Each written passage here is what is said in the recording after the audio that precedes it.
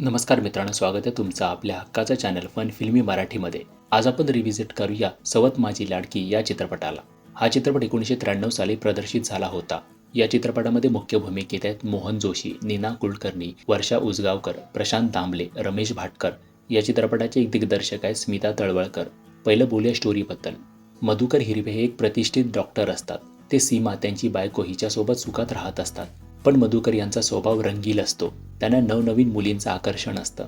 बायकोवरचं प्रेम त्यांचं संपलेलं आहे. तर एके दिवशी त्यांच्या आयुष्यात बीना म्हणजेच वर्षा उसगावकर यांची एंट्री होते. बीना ही नवीन डॉक्टर म्हणून त्यांच्या हाताखाली काम करायला लागते आणि काम करता करता दोघांचं एकमेकांवर प्रेम होतं.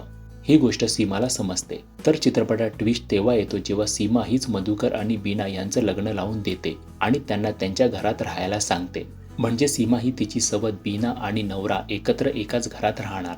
मग पुढे त्या तिघांमध्ये काय काय गोष्टी घडतात, सीमा ही बीना आणि मधुकर यांना कसा धडा शिकवते हे पाहण्यासाठी तुम्हाला हा मजेशीर चित्रपट बघावा लागेल. सवत माझी लाडकी हा एक मजेशीर चित्रपट आहे.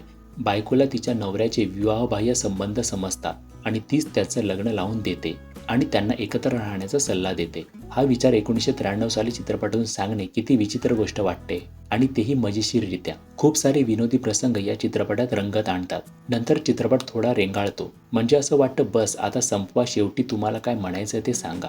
पण चित्रपट मजेशीर आहे नक्की. बिचाऱ्या प्रशांत दामले यांच्या कॅरेक्टरची दया येते. पण जेव्हा जेव्हा मोहन जोशी आणि वर्षा उसगावकर एकत्र कुठेतरी भेटण्याचा विचार करतात तेव्हा प्रशांत दामलेची एंट्री ज्या पद्धतीने होते ते बघणे खूप मजेशीर वाटतं.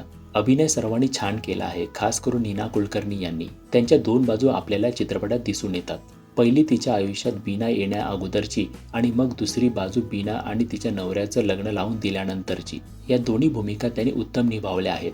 हा चित्रपट तुम्ही Amazon प्राईमवर पाहू शकता आणि याची पिक्चर क्वालिटी सुद्धा चांगली आहे.